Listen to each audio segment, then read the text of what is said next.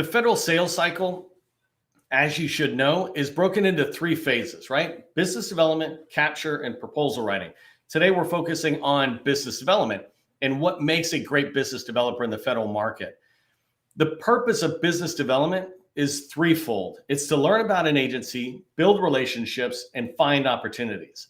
When I say it's about learning about an agency, it's understanding that agency better than almost anybody who works at that agency. Their mission, their vision, their goals and objectives, the challenges they face. As you go forward and understand an agency better and better, you'll understand the org chart, how their program offices are structured, where your company might be able to fit best and help the most. That's learning about an agency. Building a relationship as part of the business development area, that's starting and building relationships where you're meeting people, right? People know you and you know them. When you got to that stage, you got a relationship, and that relationship gets better and better the more you get to know them and the more they get to know you or your company.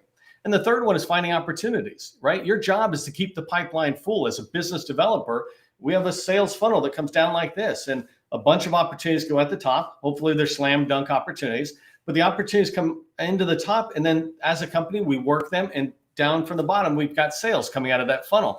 But if no one's putting opportunities at the top, we're not going to have sales at the bottom. And that's the purpose of a business developer, is to identify those slam dunk opportunities. So just again, the purpose of business development is to learn an agency, build relationships, and to find opportunities.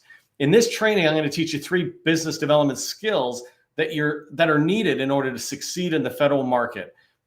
Like I said, great business developers, they follow a simple process, right? They start and build relationships. And then the third thing I'm going to talk about is that business developers, great ones, are disciplined. What does that mean? So I'm going to share that today in today's training. Success is about having the knowledge and the skills to do our job. Do me a favor, in the chat, in the comments, put BD skills into the chat, and let me know that you want to be a great business developer, that you're here for the knowledge, that you're ready to practice and develop the skills to be a business developer. So put BD skills into the chat. Let us know that that's what we're all here for today. If you don't know who I am, my name is Neil McDonnell. I'm the president of the GovCon Chamber of Commerce, and I want to welcome you to my federal sales training, where I teach process tips for success in the federal market. I spent 20 years as a government owner, or a small business government owner, as a small business owner in the federal market. And since 2018, I've been teaching people like you that government contracting is not a secret. It's just a process. Part of the process, when you go from A to Z, is just repeating that process the same way over and over again. That's a proven process. When you follow a proven process, you're going to have predictable, repeatable results at the other end. Before we get started, help buyers remember who you are. Put your company name, your core competency into the chat. Use 2 or 3 words to describe your core competency. Don't worry about going too far on it. Also today, just let me know where you're at. We help companies from Guam to the U.S. Virgin Islands and every state in between. And I want to know where you're at, what city and state.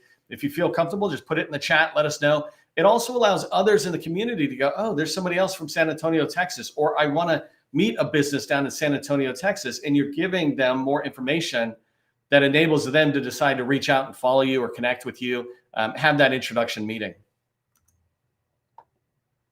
All right, so we're going to go through a fire hose of training today, but it's fun training. I like it. I especially like business development. I think it's the foundation of success in the federal market. If you don't have new sales coming in, then you're not going to be able to close sales, and you're not going to be able to win contracts, right? And so business development is the start of this entire sales process. It's not the whole process, but it is the start. So it's really important, and it's one of the reasons I like it. Today, or this first bullet I want to talk about, is this idea that great business developers, you follow a simple process, not a complex process. The more complex anything gets, the harder it is to follow, the harder it is to believe in it and get excited about it. But a simple process, which I'll teach you in a second, when you have a simple process, it's easy for you to follow, and it's easy for others to follow you as you go along that process and know where you're at. If you watched yesterday, I talked about making sure you learn the government's acquisition process, and I showed you they have a roadmap for how they acquire services and products that you might sell. Well, you want a similar thing. You want a process for sales. When I was and I want to talk to you about the difference between a complex process and a simple process. So for those of you familiar with Shipley, that's a very complex process. I am not a fan of it at all. And I'll come back and talk about why. I think it's a perfect billion-dollar company tool, right? It's very complex. I describe it as a waterfall approach to sales. But in sales, one of the things companies keep missing, and I think the whole concept of a 96-step process approach is they miss the whole idea that we salespeople like to talk to people. We don't like to be back in our office filling out paperwork or doing all this administrative task. We like to be out talking to people. And what's important for companies is that our salespeople are out talking to the customer, right? Talking to teammates. And so the idea behind Shipley, I describe it as a waterfall approach. It's perfect for large companies, not even large smalls really, but large companies. It's super complex and it's needed at that point, but it's kind of like waterfall, and the difference between waterfall and agile project management, if you will. So if you think about, we're going to send a spaceship to Mars and back, waterfall approach says we're going to plan out the entire trip there and back before we even begin. We want to see that plan, believe in that plan, it goes forward. And that never is, well, that's been necessary, and it's really necessary for something like that. But an agile approach to this, if we're going to Mars and back, we just say, hey, we're going to Mars. We know we got a couple of these things. We need to build a spaceship. We need this. We've got the high level stories, if you will, of what needs to get done. And then we just start building. And along the way, we refine what's going on. This allows us to be agile and nimble, the whole point of agile project management or software development, this agile and nimble approach. Well, in sales, we want that same thing. We want our salespeople, we want our company, especially when we're small, 20 million and below, we want to be nimble. We want to be able to respond to the customer that much faster as we move forward. And so this idea of having a simple process is to make sure it's really easy to understand. And let me show you the 7-step process I created that we follow. And so you should see it here. 7-step process begins with research, targeting, outreach, leading to strategic relationships, which will deliver or help you find slam dunk opportunities where you can write winning proposals and start winning contracts, winning sales. So if you want to win sales, you need to submit winning proposals from slam dunk opportunities that you uncovered through strategic relationships you have built after you did outreach, picked up the phone and called somebody for an intro meeting. And you did that outreach based on a targeted list of who you want to reach at your customer. All of that came from basic research, right? And that's a simple process. Research, targeting, outreach leads to relationships, which lead to opportunities, which lead to proposals, lead to sales. It seems so simple because it is. It is simple. And we designed it exactly that way. When you think about anything that you have to do to move forward in sales as a business developer, you need to follow this process. And so, as we move forward, and I talk about what are some of the traits or what makes a great business developer, they follow a simple process that is easy to follow for them, right? They come to work every day and they know, am I doing targeting today? Am I doing outreach? It's not this overly complex activity. An example is, having super complicated tools like a PowerPoint for a capture plan. I know a lot of people might challenge me on that, but from a salesperson's perspective, that's complex. More importantly, that's just adding friction between me and my customer because I have to stop and create this whole big PowerPoint deck that briefs leaders, et cetera. But really what we're trying to say is, are we moving the opportunities forward? And you can't do that unless your process, those 7 steps, have clear definitions. So an example is a strategic relationship has a definition. It's not people who are friendly with each other. It is people, companies who are willing, in agency, right, the customer, who are willing to work with each other and get to know each other more and more as they move forward. A slam dunk opportunity, right? The process isn't just an opportunity. It's about having slam dunk opportunities. When you have these things defined, it becomes very simple to follow each day as you move forward. The second great skill that business developers have, and this is fundamental to everything I teach when I work with customers one-on-one, is business developers must have the ability to start and build new relationships. That's vital. If you don't have relationships, then you're not going to be able to do business development in any kind of great way. You're not going to be able to really do research in a great way. And then also, if you don't have relationships, how are you going to be able to shape opportunities? Capture, the second step of the sales lifecycle, capture is about shaping an opportunity. If you don't have relationships, how can you shape those opportunities?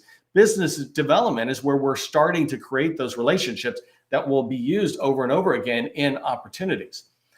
When companies hire business developers, I give them some advice on what's the right approach. And so, again, going a little bit controversial here, perhaps, the first thing I say to them, two big things I say is that I want them to ignore when hiring somebody. Ignore their years of experience and ignore their Rolodex.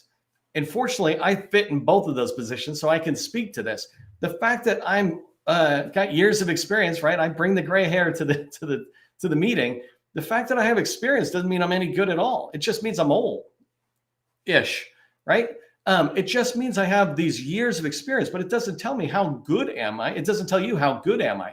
And the second thing that goes with this that often is a mistake is people say, oh, they've got a huge Rolodex. I'm going to hire them because they got a huge Rolodex at Department of Energy. They know a lot of people at Energy and they've known them for 30 years.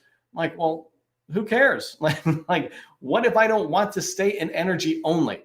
What if, energy people begin to retire or transition in any other way and new people are coming in, right? Where did you get these relationships? If you've had them for so long, where they developed at conferences where that was the old school way of meeting people, but now it's a different world, right? Social media is a new thing over the last 10 years, let's say. That's an activity that needs to happen. By the way, if you don't know what a Rolodex is, in the old days, we would get a business card and put it into a Rolodex, just staple it to a card, and you could roll this, whatever this thing is, this Rolodex, right? You could roll it through and it would just have ABC, and it was a phone book. And that's how we kept cards and numbers or something. But, we've got the internet now, we got LinkedIn. And so what I tell people is don't just use those criteria for saying somebody is a good business developer, because that's not a good criteria. That only tells me that you've got years of experience and you've got a large Rolodex. It doesn't tell me how good you are at getting in and using that Rolodex, for example, when I need you to use it. So let me give you a couple of tips about, and you can think about this for yourself, or if you're a business owner, you can think about this for when you're hiring somebody. But two of the biggest questions I ask people when I'm participating in interviewing them as a business developer, and this is the reason I'm telling you, is because if you can answer these questions to yourself, or if you can see where you might be weak, you can figure out how to be a great business developer. But the first thing I ask them is, what's your process, right? If they tell me Shipley, it turns me off right away. But if they tell me Shipley, but I changed Shipley to match my way of doing something, then I'm totally cool, because now they've taken that massive process and they're showing me, hey, I follow this particular process. What I'm looking for more than just the name, though, whether it's the GovCon Chamber or the Shipley way of doing it, I want to hear their process. Business development, well, this is what I do. I do this, then I do this, then I do this. Well, great. What if this happens? Well, I do this, this, and this. Okay, when you get that information, what do you do with it? Oh, I go here. And so what I'm looking for is to understand what your process is. That's why I have that 7-step process, because when we talk about research, we're talking about that's going in and understanding the org charts and strategic plans, et cetera. And so if I hear somebody talking to me about their process, then I got a good understanding that day to day, this is what they're following. And the second question I ask them, and this is a big one, is if somebody tells me that they've won contracts, I've helped, I've been on winning teams. I see variations of this all the time, but it's always unclear to me what it means. But, $50 million or $100 million in winning, I'm like, that's cool. What did you do? Right? I ask people, what was your participation in there? And I want to be able to hear this back. And as I'm going to tell you this story, I want you to think about this. If you participated in wins or losses, right, you can't determine the final outcome. You can try to influence it as much as possible. But what was your participation in there? I'll give you an example. I'm a small business owner. I was a small business owner as a government contractor for sure for 20 years. And I had tens of millions of dollars in wins over my career. I don't really talk about that, right? But one thing I do talk about is how in 2018, when I came and started the GovCon Chamber, I helped push $3 billion more to HubZone small businesses. That's a big claim, $3 billion. How did you do that? And that wasn't contract vehicle. That was money awarded in that year. And I'm able to say, well, here's how I did it. First off, let's just be clear. I didn't do it myself. My contribution to that $3 billion win was, one of the things I did was I had 400 set-aside calls in that year, meaning I had 400 meetings, about 400 opportunities with tons of HubZone firms. I taught HubZone firms how to first get along with each other. And then I taught them how to follow a process to go after opportunities and push them to HubZone. That's why they won $3 billion. That's the contribution I made, is helping them in there. I also helped them by working with contracting officers and beginning to push on contracting officers to be more clear about why HubZone firms weren't winning. And the final thing that I did that was a major contribution to that $3 billion was I helped the HubZone firms reach out to every single congressional representative and senator in 2018 to teach them about the HubZones. They don't know about it. They're worried about the war in Ukraine, right? They're not overly concerned about the HubZone program. That's a tiny part of everything that goes on in the government. So it's our job to go out and teach them. Once they're aware of it, maybe they start holding agencies more accountable. And my point here is to say, if you ask me what was my contribution in the $3 billion win, I'm not saying I went in, did all this, and I won it. I'm saying, here's my contribution, which is perfect. And I ask you the same thing. What's your contribution to the business development or sales that are happening at your current company or in your experience? Can you describe where your contribution is? Bringing this full circle, as a business developer, I want you to understand some of the most important things that you can bring to your company are the ability to get into an agency and understand it better than anybody who works there, to be able to develop relationships within that agency, including the teammates who work there or have contracts, and your ability to find opportunities within an agency to bring it to your pipeline. Those three things are what you need to keep mastering as you go forward. And as I do the training, that's what I'm doing. Starting and building relationships, it's the lifeblood of success in the federal market. And so that's why we need you to be able to do that. So a couple of skill sets, just as a reminder here, don't rely on Rolodex, or some people have tables where they have a drawer full of cards. It's not about that. A great business developer doesn't have a bunch of things. They're able to get a bunch of things, if you will. So an example is a great business developer can go into any agency. I said Department of Energy. Well, a Department of Energy business developer should be able to go into NASA or Department of Education and find people's names who matter to the company, part of your sales process, or the people you want to reach out to, but find their names, their phone numbers, and their emails. And they have process or methods to be able to do that in any agency. What we want from great business developers is your ability to shift on a dime, right? What if all of a sudden the funding was cut at the agency you're working at? If you're a great business developer, you can say, no problem, let's go over here. We'll start again, right? People who have years of experience have a little bit of advantage of you because maybe they got to start, but I can put anybody in any agency, and in 90 days, I can have them operating as a great business developer. This is what we do in our business development course, right? Is teach people how to do that. And if you follow these 3 steps or follow the 7-step process that I laid out, then you'll find that you'll be able to get into an agency, build relationships, and identify opportunities. And so the last part of starting and building relationships is this ability to pick up the phone and schedule a meeting. So when I talk about outreach in the 7-step process, once you have the names, numbers, and emails, that's targeting. Then outreach is about picking up the phone and having an intro call. You cannot start and build relationships without an introduction call. Can I introduce my company to you? Can I learn more about your agency and what you're doing? 15 minutes, 30 minutes max. But if you can do that, then you'll be able to do this second major skill set of a business developer, which is starting and building relationships. So if you understand that part, as I switch and drink a sip of water, do me a favor, put relationships are vital into the chat, or relationships rock. Whatever you feel good at. By the way, just as a side note, so I have a business development course. It's 2023 version of it.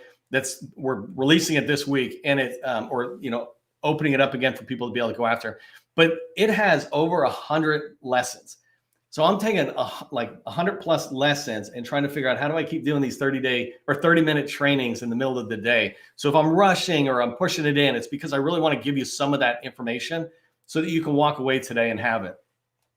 So let me just talk briefly about this third skill that I want you to pay attention to that makes a great business developer. And this is having discipline. So I talked about, when you think about business development in general, it's about learning about an agency. It's about building relationships and finding opportunities. In order to do that, you're going to be interacting with people a lot and you're doing your job. You need to have discipline. And when I talk about this, I mean self-discipline. this ability to make sure that what needs to get done gets done. So the first thing I'm telling you is we don't make excuses. If we're not getting into an agency, don't make an excuse like, oh, there's a good old boy system in place. If there's a good old boy system in place, that's just a roadblock. That's a hurdle. That's a gate. Your job is to smash through the gate, jump over that hurdle, or go around it. I have a whole separate training where I give you 20 different ways that you can go around a block or a hurdle, right? And a good old boy system, if you don't know what that is, it's just, a bunch of people have been there 20, 30 years and they only want to work with each other. That's fine. But if you really want to work in there, then you can get around it. And so don't make excuses about it. Sit there and just define it as a problem. I'm not able to get into the agency on this path. When you define the problem, then your next step is to think of the solution. So if you make excuses, you're going to accept the problem as I can't fix it. But if you define it as a problem that has a solution, then you'll figure out the solution. Oh, you'll go to your PTech, small business professional, people like me out there, and you'll say, hey, you got any ideas? Any one of us can give you ideas in a few minutes that says, try this, this, this, this. I said self-disciplined, but also self-motivated. I heard this great line about nobody should have to motivate you, right? You should bring your own motivation. I should teach you knowledge and skills. I should help you make introductions or something, but I shouldn't have to motivate you to do your job. I said that research is the first step, right? Self-motivated means you go in without anybody talking to you and you start reading these documents that are 100 pages long. It's like, it's long. It's like, well, who cares? I mean, that's our job. Our job is to understand the agency, right? And so when you start getting to these tasks that you're thinking about, and I'm going to move on to another tip here about being disciplined, but you need to be self-motivated. You need to show up every day fired up, ready to work. No one needs to push you. We describe it as I'd rather rein in a stallion than prod a mule. And the whole point is none of us want to be pushing people along. It's just not fun at all. And so one of the ways that you can help yourself be self-motivated, obviously, you need to just be have a good, strong life to be able to be motivated about life. But one of the ways you can almost make yourself self-motivated through action, right? Action leads to motivation, if you will, is have daily activities. Don't look at weekly, monthly, or annual activities. Those are measurements, milestones, deliverables, whatever, but daily activities. And what I mean by this is every day I'm going to spend 30 minutes researching my target agency. 30 minutes, I'm going to look at it. I'm going to look on their website. I'm going to go to LinkedIn. I'm going to do whatever. 30 minutes a day research I'm giving you examples. You decide what your day is like, right? I'm going to do an hour of outreach every single day until I have enough strategic relationships. When I have strategic relationships, right, I'm going to be doing something every single day on my top 10 relationships just to look to make sure I'm not ignoring anything. If I have 10 relationships that are strategic relationships, these are big relationships, I'm going to look on LinkedIn really quick. I'm going to look to see if they've posted anything. And as you move forward on the activity that you do, you want to have daily activities. And the most important activity you can have is picking up the phone and calling people.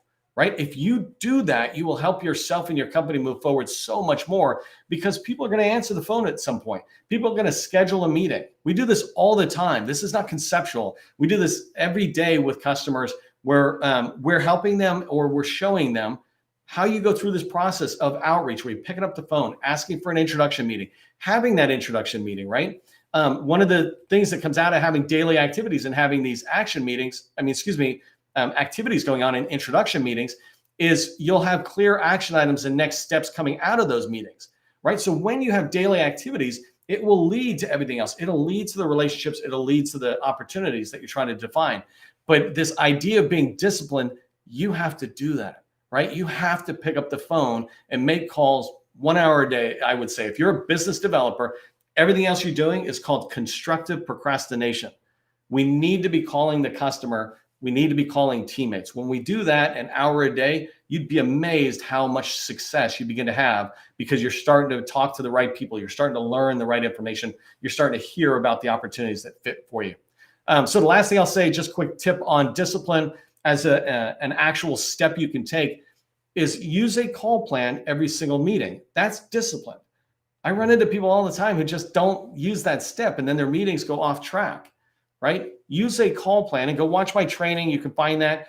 There's call plans in there that talk about how do you use a call plan? How do you ask questions? How do you get the customer to move the relationship forward, right? But use a call plan. If you use a call plan in every meeting, That's discipline. And this is what I'm trying to get at, right? Be self-motivated, have daily activities, use a call plan for every meeting. These are disciplined things that you can do that shape you as a business developer. And it keeps you from forgetting about things, missing it, dropping relationships, dropping opportunities, whatever that is. So that last one really was discipline. It's important to wrap that up into the other two. So when you think about the three things that I wanted to share today that make a great business developer, the first thing is that business developers follow a process, a simple process. If you want my 7-step process, let me know and we'll send it to you. The second one is business developers, great business developers can start and build relationships anywhere. This is not charisma. It's picking up the phone, calling them after you did research, and they'll want to talk with you because you have a reason to talk with them, right? So start and build new relationships is vital for business developers. And the third one is having discipline, being self-motivated and having the discipline required to do the job. So